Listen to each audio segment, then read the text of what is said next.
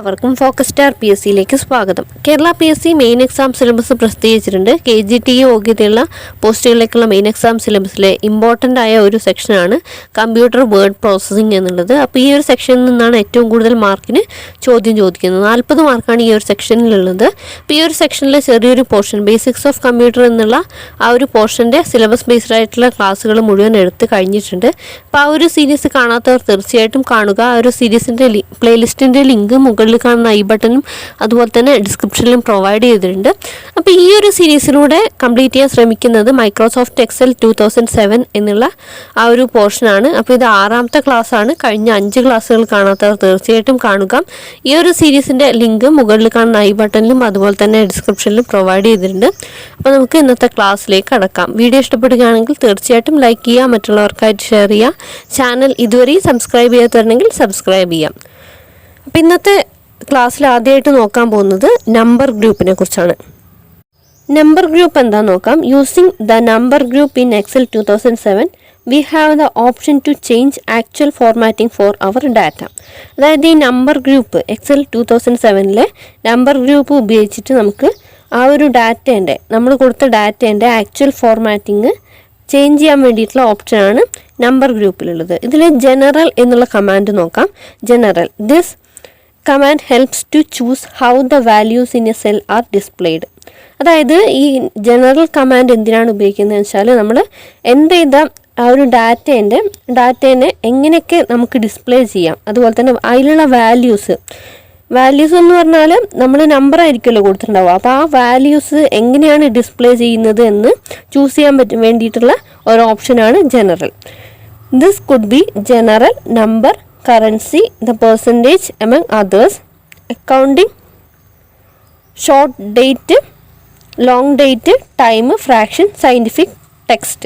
അപ്പോൾ ഇത്രയും ഓപ്ഷൻസ് ആണ് ഈ ജനറൽ എന്നുള്ള ആ ഒരു കമാൻഡിലുള്ളത്. General, number, currency, the percentage among others, accounting, short date, long date, time, fraction, scientific, text. ഇനി നമുക്ക് പേഴ്സൻറ്റ് സ്റ്റൈൽ എന്താ നോക്കാം. Use this command to apply the percentage format to the selected cell or cells. അതായത് ഈ percent style എന്നതുകൊണ്ട് ഉദ്ദേശിക്കുന്നത് നമ്മൾ ആ ഒരു സെല്ലിൽ കൊടുത്തിട്ടുള്ള ഡാറ്റേനെ പെർസെൻറ്റേജ് ഫോർമാറ്റിൽ ഡിസ്പ്ലേ ചെയ്യാൻ വേണ്ടിയിട്ടാണ് ഉപയോഗിക്കുന്നത്. ഇതിൻ്റെ ഷോർട്ട് കട്ട് കീ ആണ് Ctrl+Shift+ percentage simple. Displays value of the cell as a percentage. അപ്പോൾ ഈ ഒരു ഓപ്ഷൻ സെലക്ട് ചെയ്ത് കഴിഞ്ഞിട്ടുണ്ടെങ്കിൽ ആ ഒരു സെല്ലിലെ വാല്യൂവിനെ പെർസെൻറ്റേജ് ആക്കിയിട്ട് ഡിസ്പ്ലേ ചെയ്യും. നെക്സ്റ്റ് സ്റ്റൈലാണ് comma style. This displays the contents of the cell within 1000 and separator.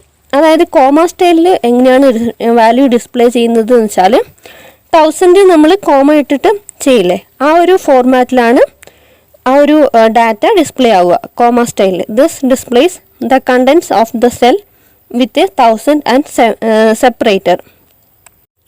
Next ഓപ്ഷനാണ് increase decimal. Show more precise values by showing more decimal places. അതായത് ഈ ഇൻക്രീസ് ഡെസിമൽ എന്തിനാണ് ഉപയോഗിക്കുന്നത് വെച്ചാൽ ഈ പോയിന്റിലുള്ള വാല്യൂസിനെ കൂടുതൽ പ്രിസൈസ് ആയിട്ട് കാണിക്കാൻ വേണ്ടിയിട്ട് ഡെസിമൽ നമ്പേഴ്സ് കൂടുതൽ പ്ലേസസിലുള്ള ഡെസിമൽ വാല്യൂസ് ഡിസ്പ്ലേ ചെയ്യാൻ വേണ്ടിയിട്ടാണ് ഇൻക്രീസ് ഡെസിമൽ ഉപയോഗിക്കുന്നത്. Show more precise values by showing more decimal places. അടുത്ത ഓപ്ഷനാണ് decrease decimal. Show less precise values by showing fewer decimal places. അതായത് ഈ ഡിക്രീസ് ഡെസിമൽ ഉപയോഗിക്കുന്നത് കുറച്ച് പ്രിസൈസ് ആയിട്ട് എന്ന് വെച്ചാൽ ഇൻക്രീസ് ഡെസിമൽ എന്ന് വെച്ചാൽ കൂടുതൽ പ്രിസൈസ് ആയിട്ട് കിട്ടാൻ, കൂടുതൽ ആക്യുറേറ്റ് ആയിട്ട് കിട്ടാൻ വേണ്ടിയിട്ടാണ്.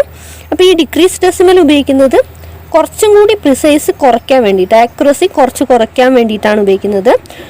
Show less precise values by showing fewer decimal places. അപ്പോൾ ഈ ഡിക്രീസ് ഡെസിമൽ ഉപയോഗിച്ചിട്ടുണ്ടെങ്കിൽ നമുക്ക് ആ ഡെസിമൽ പ്ലേസസിൻ്റെ എണ്ണം കുറയ്ക്കാൻ വേണ്ടിയിട്ട് കഴിയും.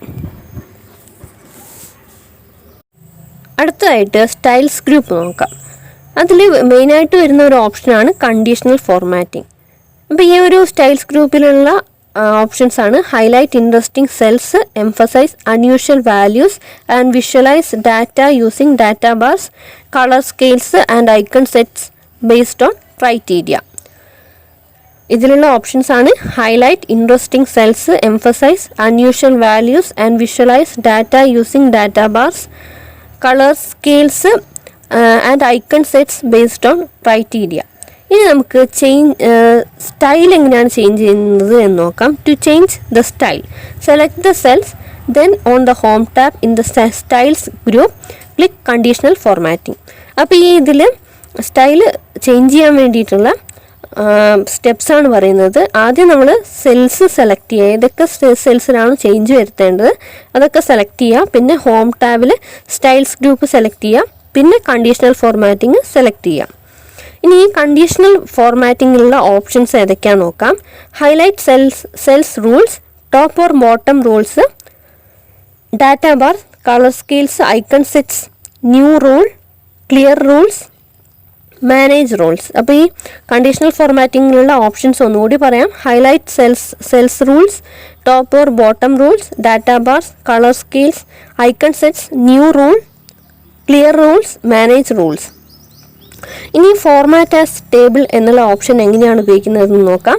This tool formats a range of cells and converts them to a table by choosing a predefined table style. അപ്പോൾ ഈ ഫോർമാറ്റ് ആസ് ടേബിളിൽ ആ ഒരു എന്തിനാണ് ഉപയോഗിക്കുന്നത് എന്നുള്ളത് ഒന്നുകൂടി പറയാം. This tool formats a range of cells and converts them to a table by choosing a predefined table style. അതായത് ഒരു റേഞ്ച് ഓഫ് സെൽസിനെ ഫോർമാറ്റ് ചെയ്യുന്നുണ്ട്, അതിന് എന്നിട്ട് ഫോർമാറ്റ് ചെയ്യുകയും ഒരു ടേബിൾ രൂപത്തിൽ കൺവേർട്ട് ചെയ്യുന്നുണ്ട്. ഈ ടേബിൾ രൂപത്തിൽ കൺവേർട്ട് ചെയ്യുന്നത് പ്രീ ഡിഫൈൻഡ് ആയിട്ട് അവിടെ ടേബിളിൻ്റെ സ്റ്റൈൽ ഉണ്ടാവും. അതിനനുസരിച്ചിട്ടാണ് ഇവിടെ ഫോർമാറ്റിംഗ് വരുന്നത്. അടുത്തതായിട്ട് സെൽസ് ഗ്രൂപ്പ് നോക്കാം. Insert columns, rose and cells. അപ്പോൾ ഈ സെൽസ് ഗ്രൂപ്പ് മെയിനായിട്ട് ഉപയോഗിക്കുന്നത് കോളംസ്, റോസ്, സെൽസ് ഇൻസേർട്ട് ചെയ്യാൻ വേണ്ടിയിട്ടാണ്. Using the insert command you can add cells, rows, columns and worksheet to insert a row or column. അതായത് ഇനി ഒരു റോ അല്ലെങ്കിൽ കോളം ഇൻസേർട്ട് ചെയ്യാൻ വേണ്ടിയിട്ടുള്ള സ്റ്റെപ്സ് ആണ് പറയുന്നത്.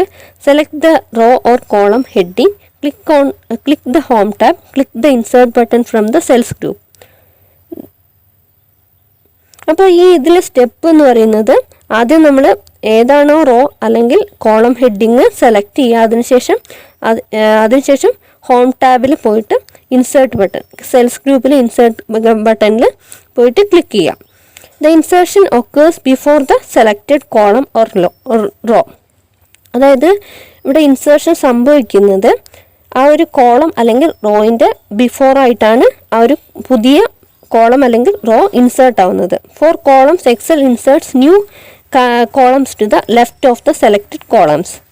For columns Excel inserts new columns to the left of the selected columns. അപ്പോൾ ഈ കോളംസ് നമ്മൾ ഇൻസേർട്ട് ചെയ്യുകയാണെങ്കിൽ എക്സൽ ഏത് ഭാഗത്താണ് പുതിയ കോളം ആഡ് ചെയ്യുന്നത് വെച്ചാൽ ലെഫ്റ്റ്, അത് നമ്മൾ സെലക്ട് ചെയ്ത ആ ഒരു കോളത്തിൻ്റെ ലെഫ്റ്റ് ആയിട്ടാണ് പുതിയ കോളം വരിക.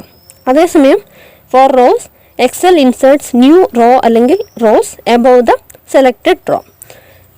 അപ്പോൾ ഈ ഒരു റോയിനെ ഇൻസേർട്ട് ചെയ്യുകയാണെങ്കിൽ നമ്മൾ സെലക്ട് ചെയ്ത റോയിൻ്റെ മുകളിലായിട്ടായിരിക്കും പുതിയ റോ വരുന്നത്. അടുത്ത ഓപ്ഷനാണ് delete columns, rose and cells. അതെങ്ങനെയാണെന്ന് നോക്കാം. Using the delete command under the cells group you can delete cells, rows, columns and the sheets. അതായത് നമുക്ക് ഈ ഒരു സെൽസ് ഗ്രൂപ്പിലെ ഡിലീറ്റ് എന്നുള്ള കമാൻഡ് ഉപയോഗിക്കുകയാണെങ്കിൽ നമുക്ക് അവിടെ സെൽസ്, റോസ്, കോളംസ്, ഷീറ്റ്സ് ഒക്കെ ഡിലീറ്റ് ചെയ്യാൻ വേണ്ടിയിട്ട് പറ്റും.